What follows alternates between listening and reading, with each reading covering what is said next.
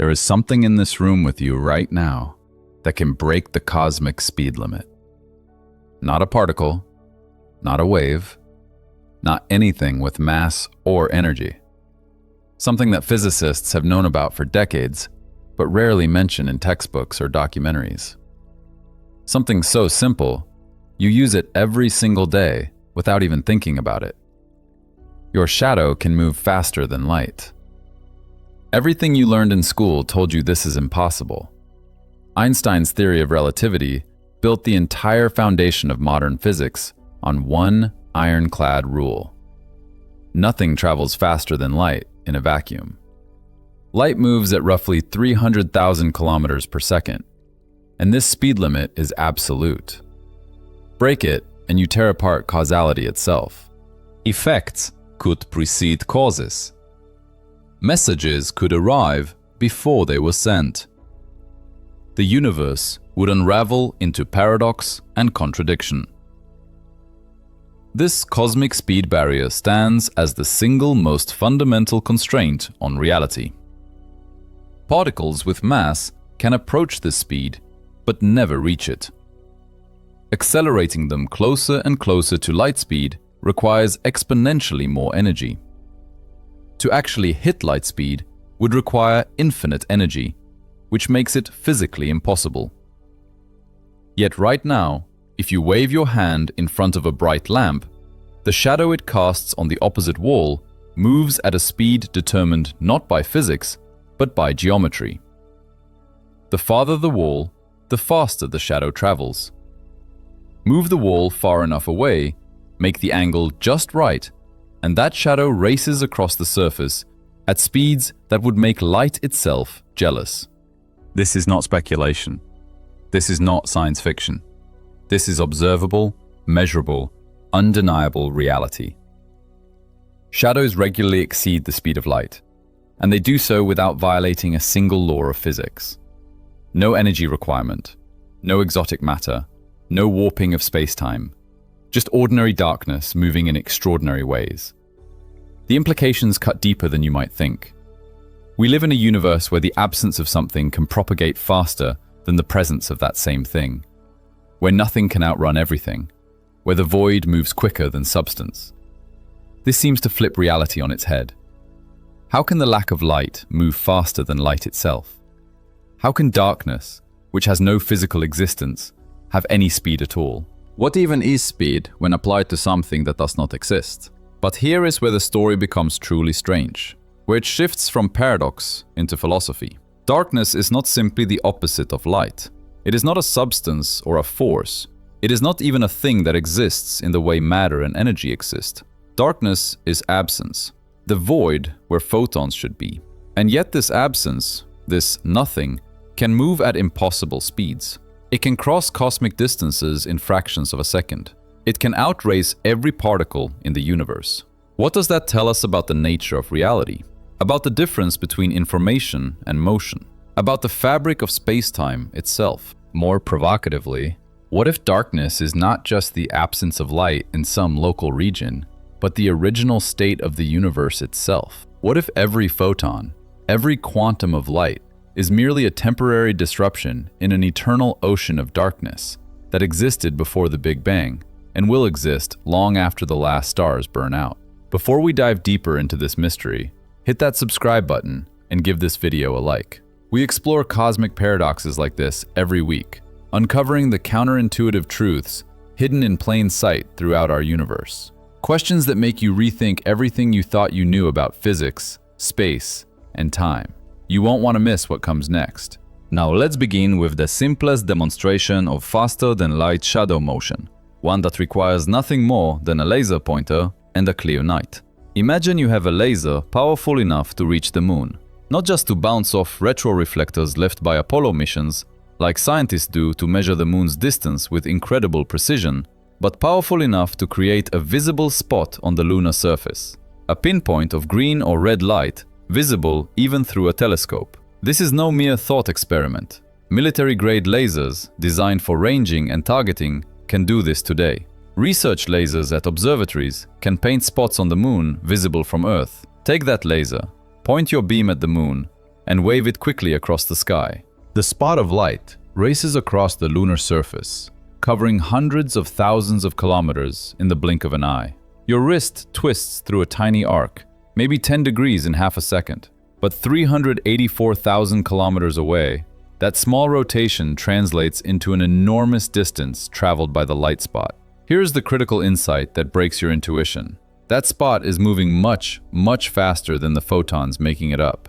The photons themselves still travel at exactly the speed of light, each one making the 384,000 kilometer journey from Earth to Moon in just over a second, roughly 1.3 seconds to be precise. But the spot, the pattern they create on the lunar surface, the bright circle where laser light strikes regolith and reflects back into space, can sweep across distances far greater than light could cover in the same time. Think about it. In the 1.3 seconds it takes new photons to make the Earth-Moon trip, you have rotated your laser through maybe 20 degrees of arc. At the lunar distance, 20 degrees of arc corresponds to more than 100,000 kilometers of surface distance. But 1.3 seconds, at the speed of light, only covers about 400,000 kilometers. So the spot traveled 100,000 kilometers, while light would have traveled 400,000. Still slower than light, but we are just getting started.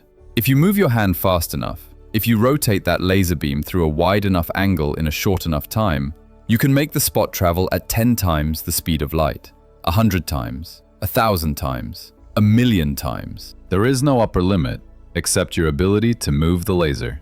And at cosmic distances, even slow rotations create superluminal spot motion. The moon is close, cosmically speaking. Imagine instead that you point your impossibly powerful laser at a surface 10 light-years away, some huge panel in deep space, maybe a solar sail from an abandoned interstellar probe, or a hydrogen cloud light-years across. Rotate your laser through 1 degree in 1 second. That seems slow. Your hand barely moves.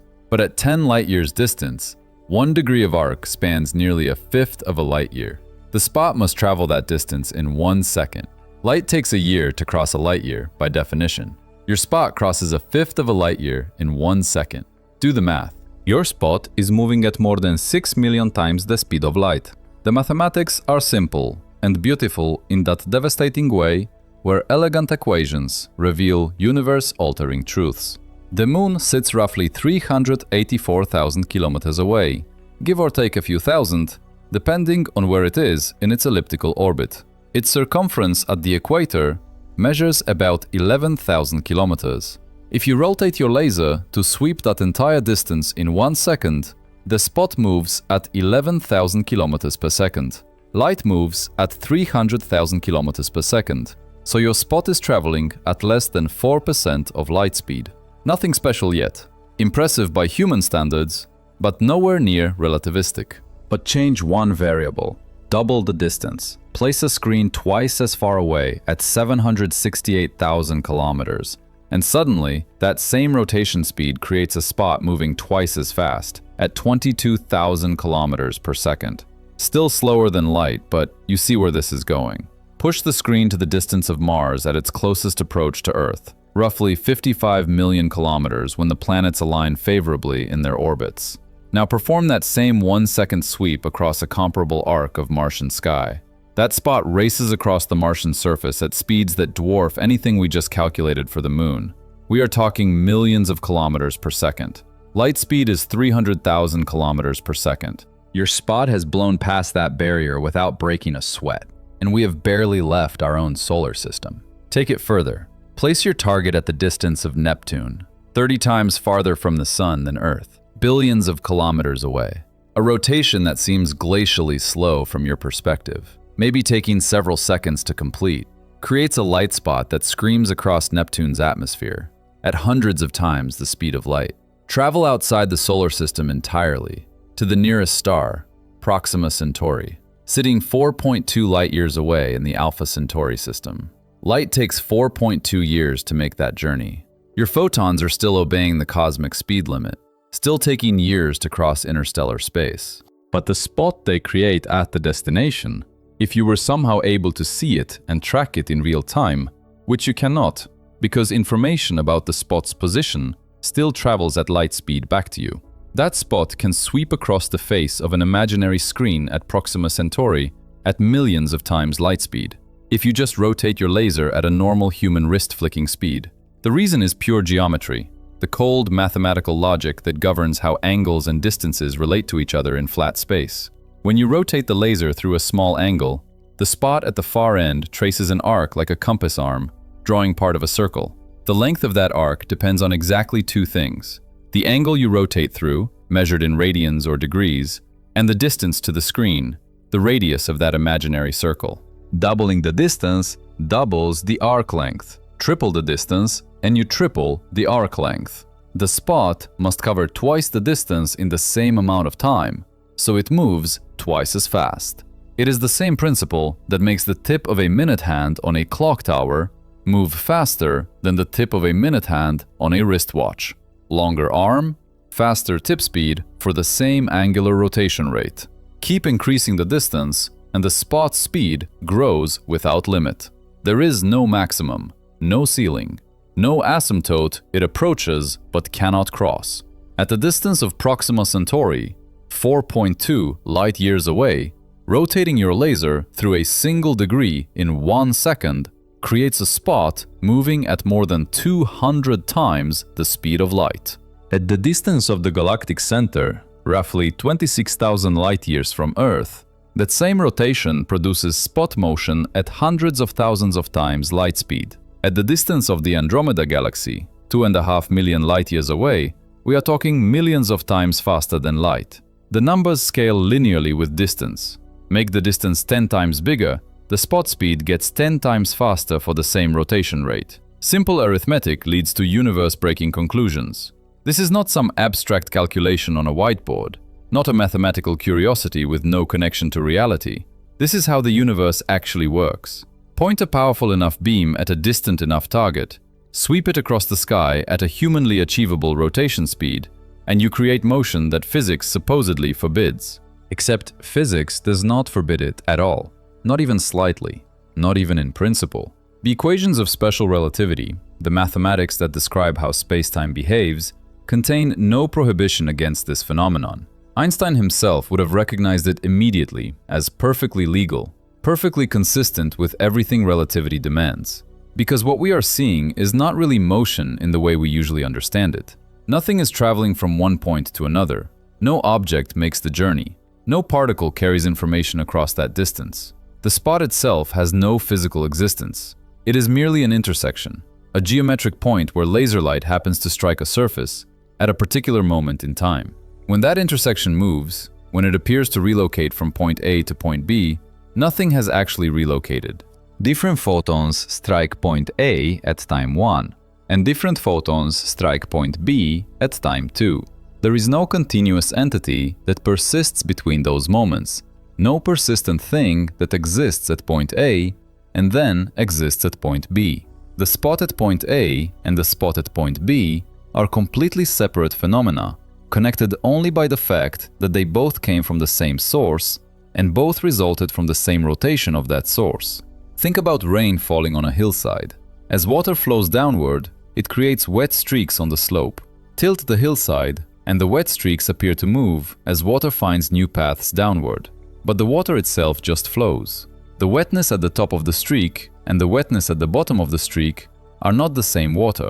New drops arrive, old drops move on. The streak persists as a pattern, but not as a thing.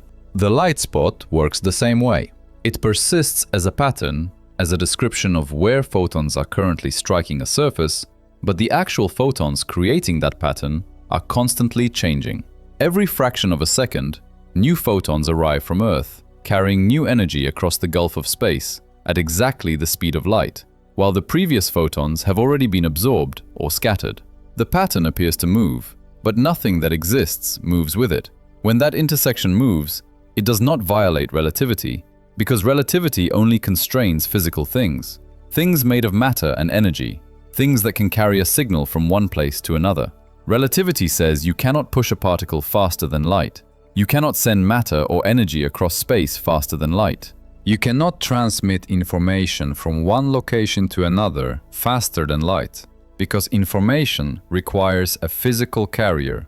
requires something that actually propagates through the intervening distance. A pattern is not a physical thing. A shadow is not a physical thing. The absence of light where you expect light to be is not a physical thing. These are descriptions of configurations, labels we apply to regions of space based on their properties. And there is no law of physics that constrains how quickly descriptions can change or labels can shift. The shadow works exactly the same way. Stand between a light source and a distant wall. Your body blocks photons from traveling in straight lines from source to wall in certain directions. Those blocked directions create a dark region on the wall where your shadow falls. Move your hand and the set of blocked directions changes. The shadow moves. But the shadow is just the region where your hand blocks photons from reaching the wall. That region can shift position faster than light without anything actually traveling faster than light. The individual photons still move at their normal speed, 300,000 kilometers per second, no faster and crucially, no slower. They obey every law of electromagnetism, every requirement of special relativity. Your hand moves at ordinary human speeds, probably less than a few meters per second unless you are moving it extremely quickly. But the pattern of darkness on the wall, the geometric projection of your hand's silhouette onto a distant surface, can sweep across that surface at whatever speed geometry demands. The farther away the wall, the faster the shadow travels. Simple geometry, profound implications. Imagine you are standing on Earth, with your hand raised, lit by the sun. Your shadow falls on the moon. Yes, this requires the moon to be in exactly the right position, requires perfect alignment, requires a shadow crisp and dark enough to observe, which it would not be because atmospheric scattering would blur it into imperceptibility. But suspend this belief for a moment. Now move your hand 1 meter to the side in 1 second. That is slow. That is barely walking speed. But your hand is about 380,000 kilometers from the moon. The shadow it casts gets projected across that distance. The same 1 meter motion of your hand creates a shadow shift on the moon's surface, magnified by the ratio of distances. If your hand is roughly 1 meter from the sun's light source, effectively at infinity for this calculation, but let's approximate, and the moon is 380,000 kilometers away, then the shadow moves hundreds of thousands of times faster than your hand. Your hand moved at 1 meter per second. The shadow moved at hundreds of thousands of meters per second, potentially even faster than light, depending on the exact geometry and angles involved. And this happens without anything physical traveling from one point on the moon to another. This brings us to a question that seems almost philosophical, but cuts straight to the heart of physics. What is a shadow really? What is darkness? In everyday language, we treat light and dark as opposites, equal partners in some cosmic duality, like matter and antimatter, or positive and negative charge. Rooms can be bright or dark. Skies can be filled with sunlight or shrouded in night. We speak of darkness as if it were a substance, something that fills space the way light fills space, something that can be present or absent, thick or thin, deep or shallow. We say darkness falls at sunset, as if it were descending from above, like rain or snow. We say darkness lifts at dawn, as if it were evaporating, like morning mist. Our language treats darkness as an active agent, something that does things and has properties. But physics tells a very different story, one that is simultaneously simpler and stranger. Light is a thing. Light exists. Light is made of photons, discrete packets of electromagnetic energy that propagate through space at a fixed speed, determined by the fundamental constants of nature, the permittivity and permeability of free space. Photons carry momentum and energy. They exert radiation pressure. They can push on objects, transfer momentum, do work. They can be absorbed, reflected, scattered, diffracted, refracted. They interact with matter through the electromagnetic force, the same force that holds atoms together and lets your eyes detect the world. They leave traces in detectors, create images on film, trigger chemical reactions in the rods and cones of your retina that let you see colors and shapes and textures. Light has wavelength and frequency, polarization and phase, amplitude, and direction. Light occupies a specific place in the electromagnetic spectrum, sitting between infrared and ultraviolet, spanning wavelengths from roughly 400 to 700 nanometers, or frequencies from about 400 to 700 terahertz. Light, in short, is real. Light exists as a measurable, detectable, physical phenomenon governed by Maxwell's equations and quantum electrodynamics. Darkness is none of these things. Darkness is not made of particles. There are no antiphotons, no dark particles that fill the spaces between light rays. Darkness carries no energy, no momentum. You cannot feel darkness pushing against your skin the way you can feel sunlight warming your face on a summer afternoon. Darkness cannot be reflected or absorbed because there is nothing there to reflect or absorb. You cannot shine darkness the way you shine light. You cannot focus darkness with a lens or mirror because darkness is not a beam or wave that can be manipulated. You cannot build a darkness detector the way you build a light detector. Cannot construct an instrument that responds to the presence of darkness rather than its absence. Any detector that seems to detect darkness is really just detecting the absence of light, measuring that no photons are arriving rather than measuring the arrival of some dark particles. You cannot measure the properties of darkness, cannot assign it a wavelength or frequency, cannot describe its polarization or phase or amplitude. Darkness does not exist in the electromagnetic spectrum or anywhere else. There is no dark frequency between infrared and ultraviolet. There is no dark radiation that fills the universe. Darkness is simply the word we use to describe the absence of photons in the visible range. The lack of electromagnetic radiation between 400 and 700 nanometers that our eyes can detect. Where there are no photons, there is darkness. Add photons and the darkness vanishes. It does not go anywhere. It does not move to another location. It does not get pushed aside like water displaced by a rock dropping into a pond.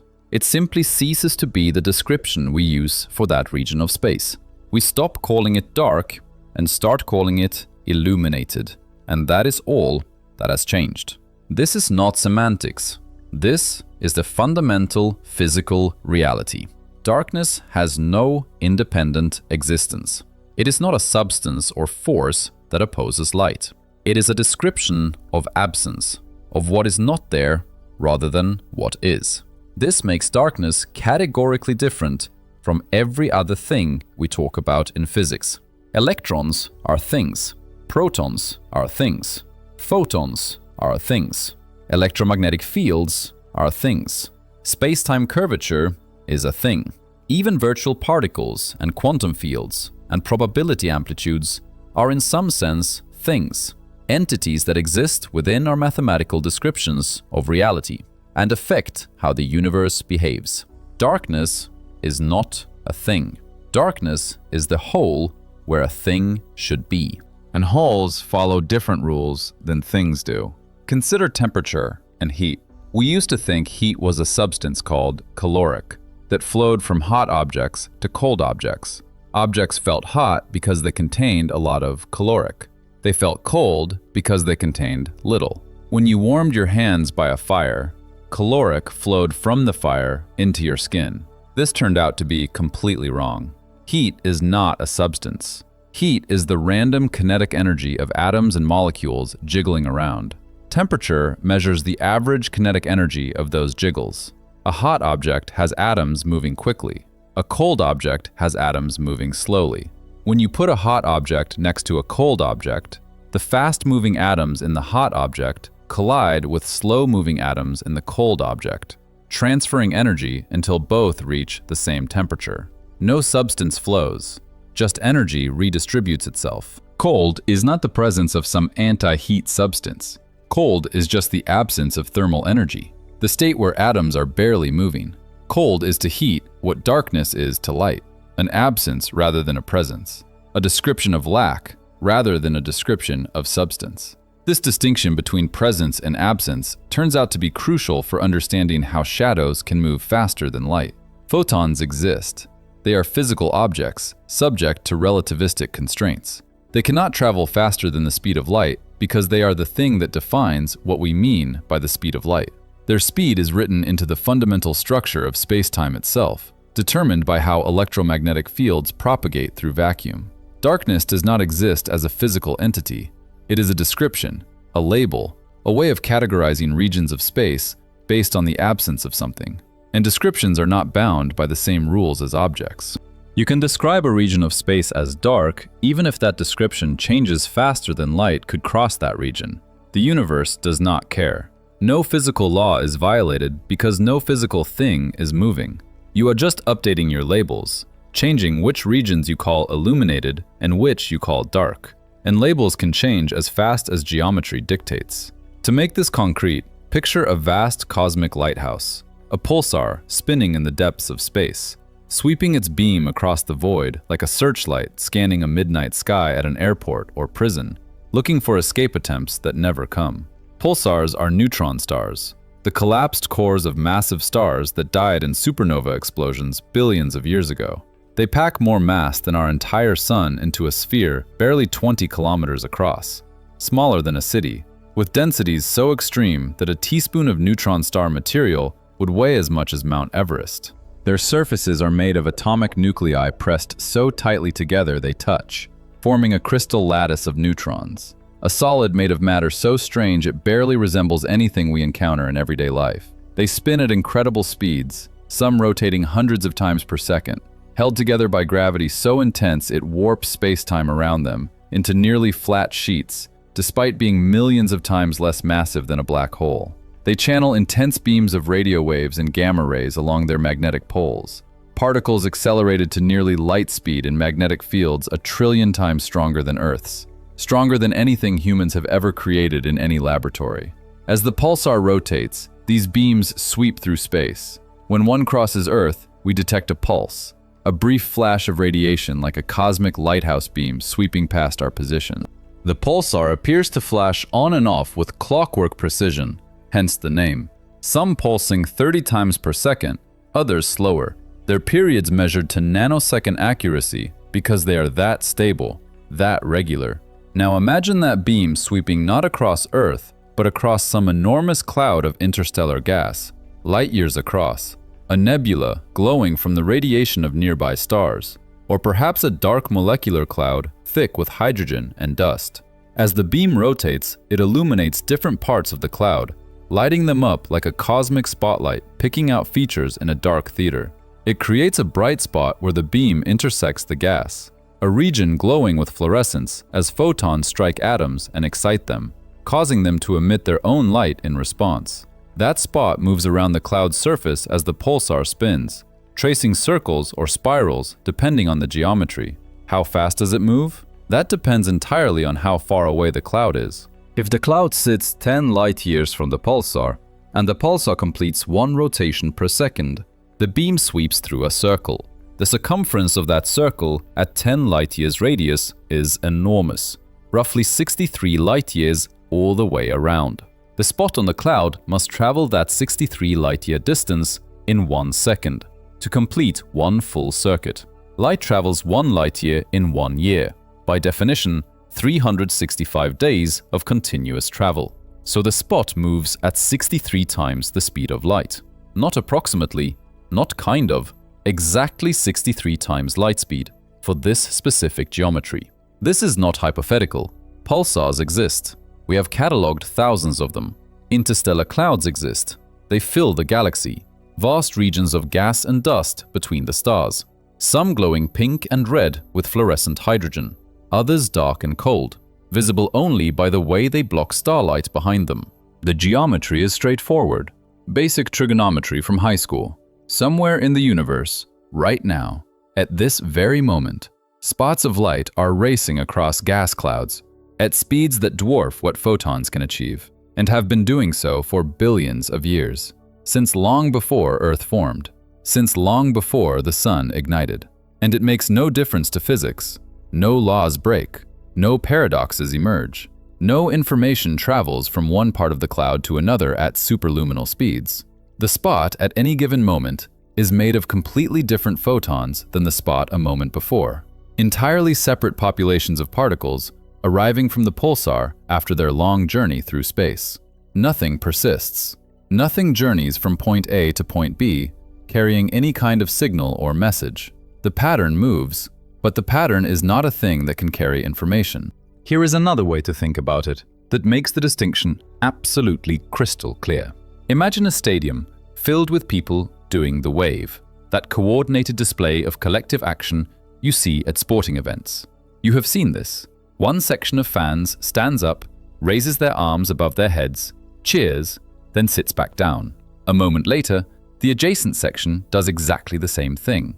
Then the next section, and the next, creating a ripple of motion that travels around the stadium, circling the seats in just a few seconds. The wave moves fast. It can cross the stadium much quicker than any individual person could run from one side to the other, even at Olympic sprinter speeds. Depending on how quickly each section reacts and how big the stadium is, the wave might move at 20 or 30 or 40 kilometers per hour. But nothing is actually traveling around the stadium at that speed. No object makes the journey from the starting section to sections halfway around. Each person stays in their seat. They stand, wave, sit, done. They do not walk or run or move horizontally at all. Their bodies go up and down, not sideways. The wave is a coordinated pattern of individual actions, performed at slightly different times. A collective phenomenon that emerges from local interactions and timing. A visible ripple created by many separate events, choreographed to happen in sequence. The pattern moves, but the people do not. Light spots and shadows work exactly the same way. The photons creating the bright spot on the pulsar's target cloud do not travel around the pulsar's beam in a circle. They travel straight out from the pulsar, moving radially away from it at the speed of light. No curves, no turns, no circling back.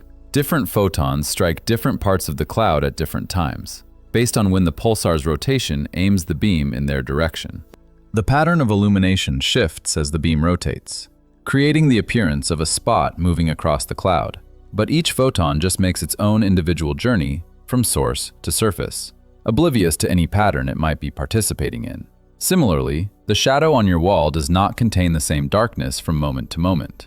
There is no persistent entity called a shadow that relocates from one position to another like a ball rolling across a table. There is only a changing pattern of which regions receive light and which do not, based on where your hand currently blocks the straight line paths from source to surface. This is why shadows can move faster than light without breaking physics. They are not moving in the sense that objects move, in the sense that requires continuous existence and displacement through space. They are patterns shifting, descriptions changing, labels relocating. And the speed of a pattern is not constrained by the speed of light, because patterns do not carry information across space the way matter and energy do. Information requires a physical carrier, something that propagates from one location to another, something that can encode a signal and deliver it to a recipient. A photon can carry information, change its polarization, and you encode a bit, modulate its intensity, and you create a signal. Send it from A to B, and the information arrives when the photon arrives. Shadows contain no such carrier. Darkness has no substance to modulate or encode. The absence of photons cannot transmit a message because there are no photons present to do the transmitting. You cannot encode information into nothing. You cannot send a signal using something that does not exist. Consider what would happen if you tried to send a signal using the spot of light from your laser on the moon. You could encode information by turning the laser on and off in patterns, flashing it like Morse code. Short flash, long flash, short flash, pause, long flash. Dots and dashes representing letters and words, a message spelled out in light. But that information would only travel as fast as the photons themselves. Someone on the moon watching the spot would see your flashes arrive 1.3 seconds after you created them, because that is how long it takes light to cross the Earth-Moon distance. You could not send the message any faster by making the spot move faster across the lunar surface. You could sweep the spot in giant superluminal circles while flashing your Morse code, and the message would still arrive at the moon exactly 1.3 seconds after you sent it, not a nanosecond sooner. The spot's location might change instantaneously from the perspective of pure geometry, but the information about when you turn the laser on or off would still be limited by the speed of light. The spot's position at any moment is created by photons that left Earth 1.3 seconds earlier. To know what you are doing right now with your laser, the observer on the moon must wait for the photons you are emitting right now to make the journey, and those photons travel at exactly light speed, never faster. This reveals the deep truth underlying relativity, the principle that makes the entire theory coherent and consistent. The cosmic speed limit is not really about motion. It is not about particles or waves or how fast they can travel. It is about causality. It is about the transmission of information, the propagation of cause and effect through spacetime, the way that events in one location can influence events in another location. Relativity says that no signal, no influence, no causal connection can travel faster than light. It does not say that patterns cannot appear to move faster than light.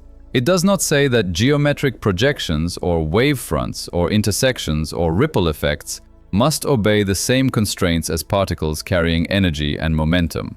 It says that if event A causes event B, if information or influence flows from A to B, then the interval between them must be long enough for light to travel from A's location to B's location. Anything else would allow effects to precede their causes, would permit paradoxes like killing your own grandfather, would undermine the very structure of space-time and make physics inconsistent with itself. Light itself obeys this rule absolutely, ruthlessly, without exception.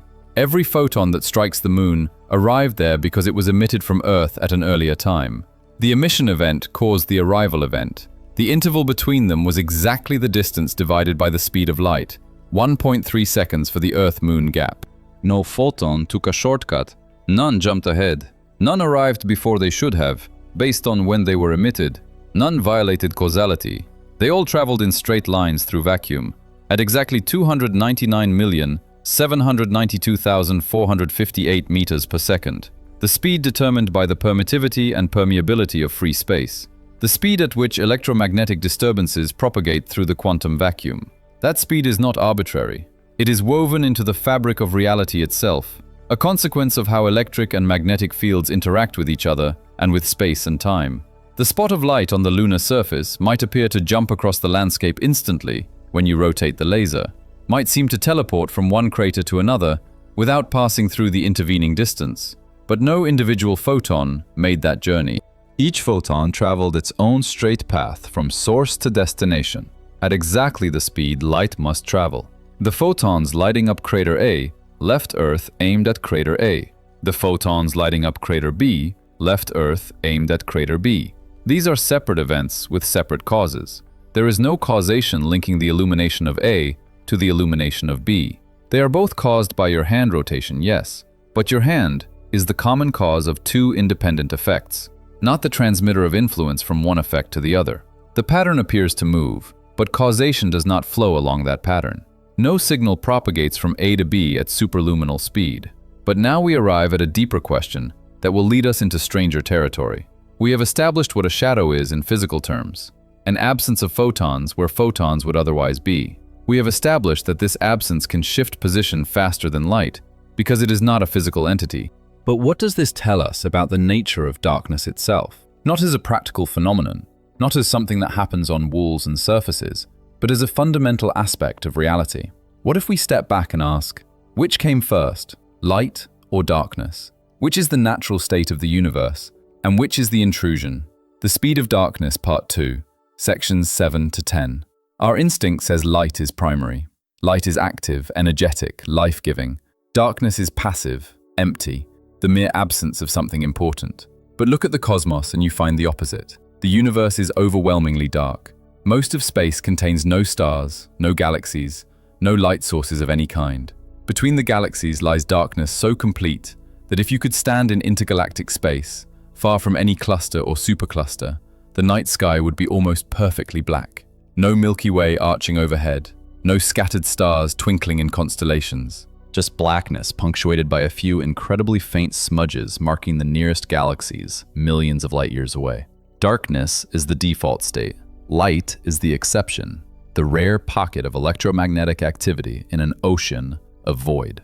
Go back in time, and this becomes even more dramatic. Roughly 380,000 years after the Big Bang, the universe entered what cosmologists call the cosmic dark ages. Before this moment, the universe was not dark at all. It was filled with a hot plasma of electrons, protons, and photons, all mixed together in a glowing fog.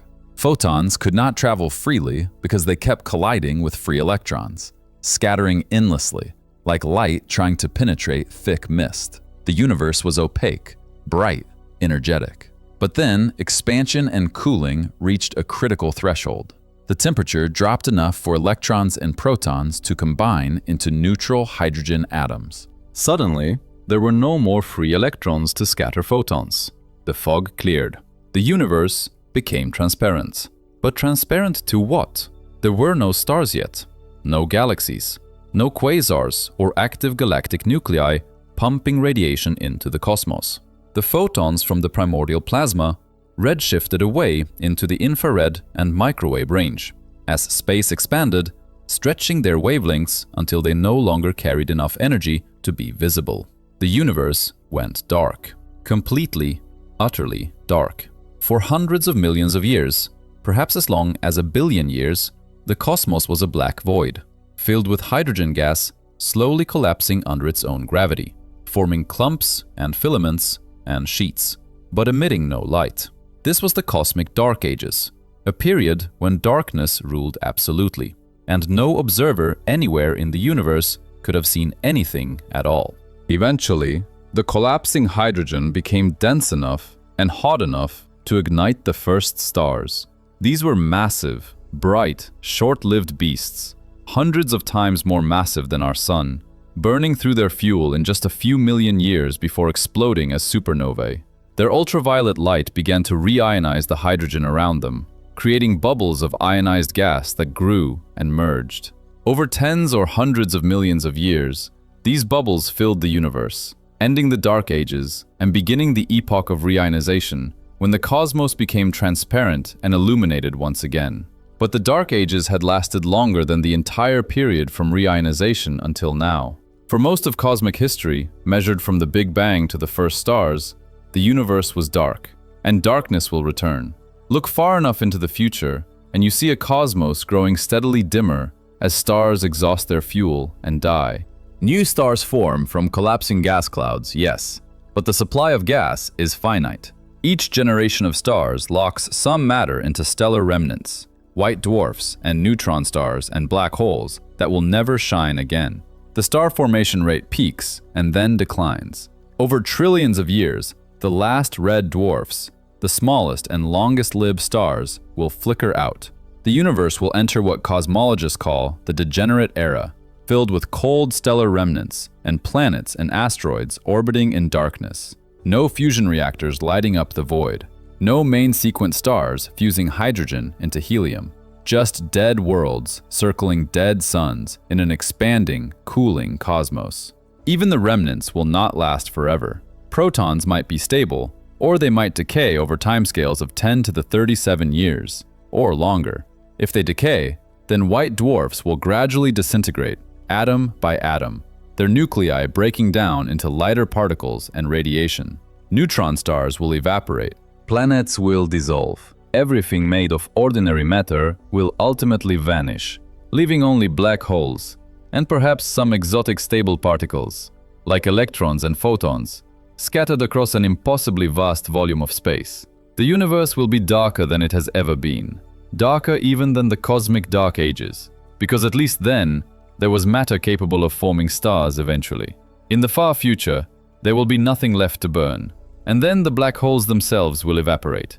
Stephen Hawking proved that black holes are not truly black. They emit radiation through quantum effects at their event horizons, slowly losing mass. The smaller the black hole, the faster it evaporates. Stellar mass black holes will take 10 to the 67 years to vanish. Supermassive black holes at galactic centers, billions of times heavier than the Sun, will persist for 10 to the 100 years, a Google, before finally radiating away their last bit of mass. When they do, they will explode in a final flash of gamma rays and particles. And then, they too will be gone. Nothing will remain except photons stretched to wavelengths larger than galaxies. neutrinos wandering through space forever, and perhaps dark matter particles, if they exist and are stable. The universe will have reached heat death, maximum entropy, a state where no energy gradients exist to drive any process or create any structure. Complete thermal equilibrium at a temperature just barely above absolute zero. And it will be dark, perfectly, permanently dark. This is the ultimate fate of the universe, according to our best current understanding of cosmology. Not a big crunch, not a collapse back into a singularity, but a slow fade into cold darkness, as expansion continues forever and entropy grinds everything down to its simplest possible state. Darkness is where we came from, and darkness is where we are going. Light. All the light we see, every star and galaxy and quasar, is a temporary aberration, a brief flicker in the eternal night. Photons are temporary visitors in a universe that defaults to darkness. When the last photon redshifts away or gets absorbed and is not replaced, when the last black hole evaporates and no new particles are created, darkness will reclaim the cosmos completely, not as something that arrives or moves or spreads, but simply as the natural state that reasserts itself when light finally departs. So perhaps darkness is not the absence of light after all. Perhaps light is the absence of darkness, a disruption in the primordial state, an excitation of the electromagnetic field that will eventually decay back to its ground state.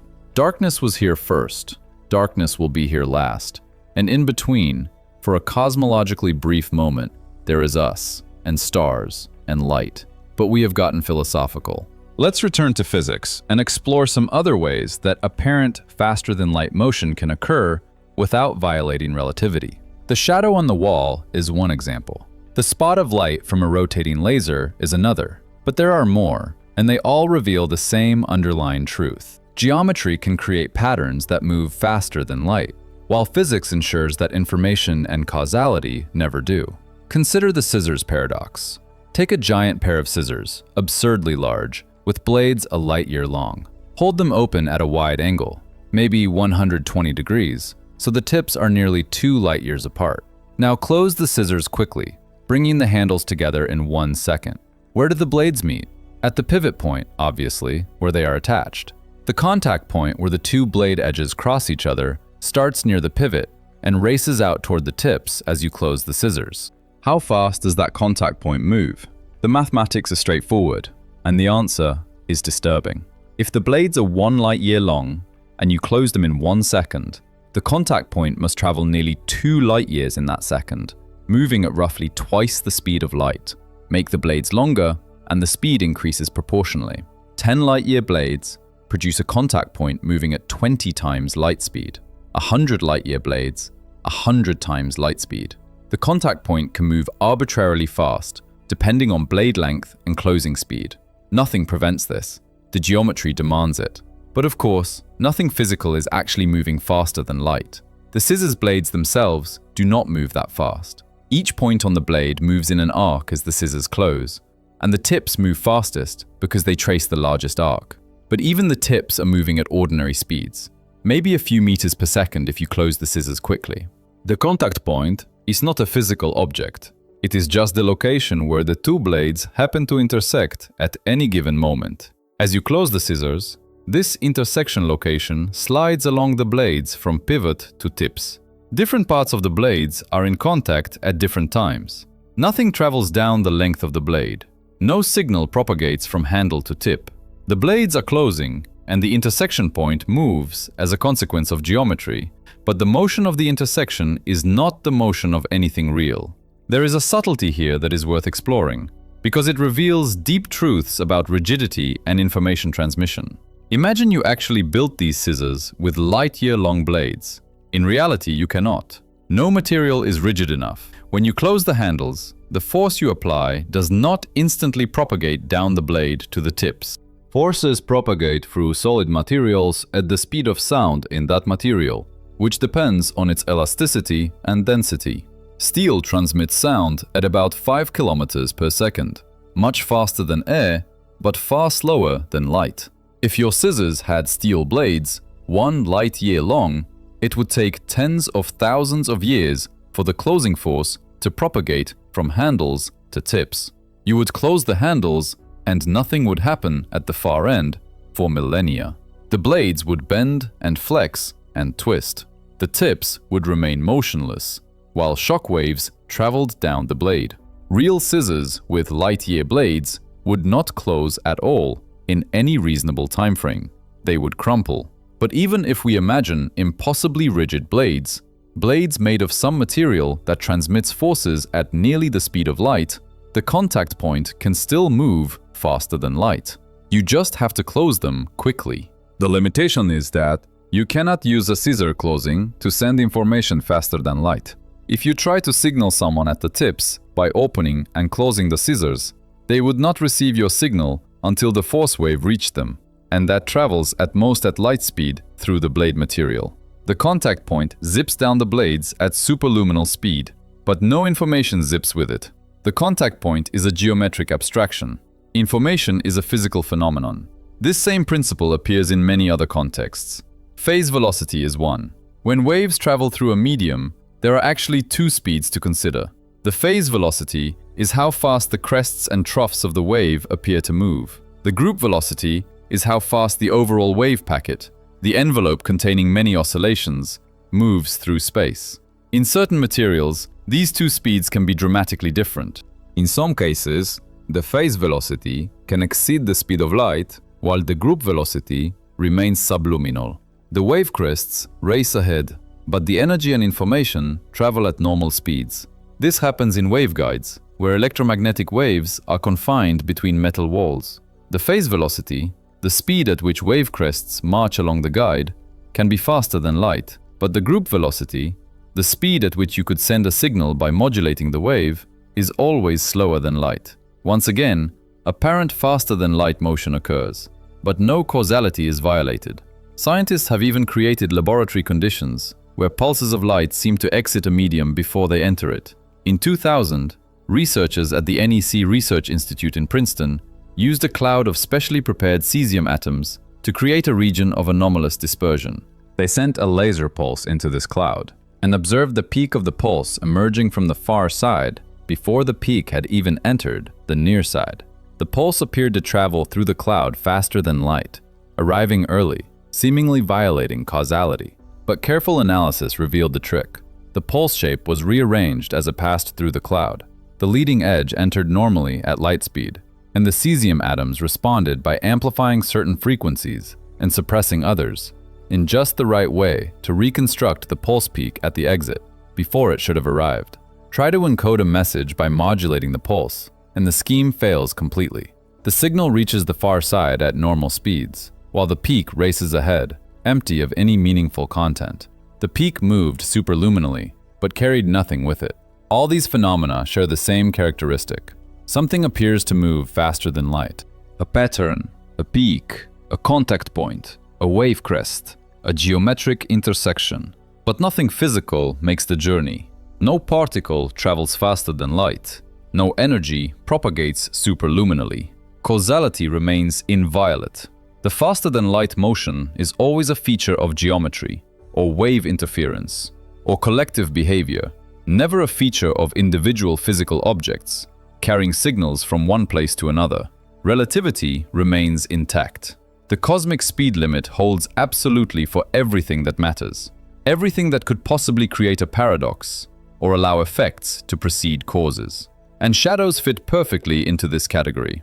They are patterns of darkness, geometric projections of obstacles blocking light, and they move according to the laws of geometry rather than the laws of motion. They can sweep across surfaces at absurd speeds because they are not things.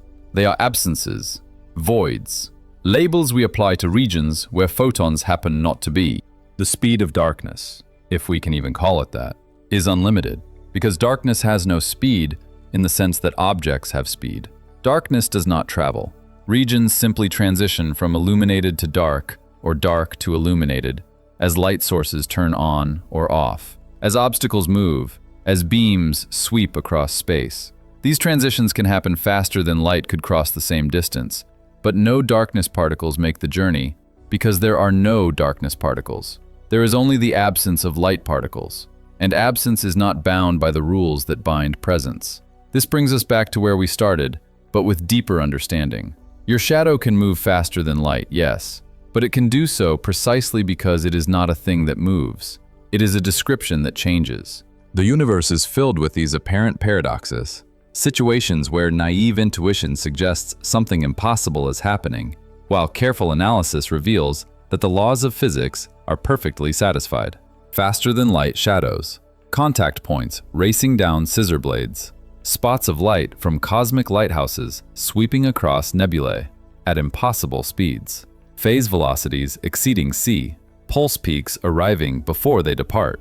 None of it violates relativity. None of it threatens causality. All of it is permitted by the mathematics of spacetime. So the next time you see your shadow, consider what it actually is. Not a thing, but an absence. Not a substance, but a void. Not darkness spreading across the ground, but simply the ground failing to receive light that would otherwise illuminate it. Your shadow is a hole in the photon distribution, a region where photons are blocked, a geometric consequence of straight-line propagation and solid obstacles. And that hole can move as fast as geometry demands, without bothering with the cosmic speed limit at all. Because the speed of light is not really a speed limit. It is a causality limit. It constrains what can influence what, and how quickly causes can produce effects. Patterns and projections and absences lie outside this constraint. They are free to race across the cosmos at speeds that would be impossible for anything real. The darkness moves faster than light. It always has. It always will. And the universe does not care because darkness is not real enough to matter. Light is real. Light is bound by the rules. Darkness is free to break them because breaking rules requires existence, and darkness does not exist. It is the shadow of reality itself, the space between things, the absence that defines presence by contrast. And absence, it turns out, is faster than anything. If you found this journey into the physics of nothing fascinating, make sure you are subscribed to this channel and hit that like button. We explore the strange intersections of physics, mathematics, and philosophy every week, finding the paradoxes hidden in plain sight and untangling them to reveal deeper truths about reality. The universe is weirder than we imagine, and sometimes the weirdest things are the simplest, like shadows racing faster than light across a wall, like darkness having no speed because darkness is nothing, like the cosmic speed limit applying only to things that exist and leaving everything else free to break the rules. Until next time, question everything, especially the things that seem too simple to question.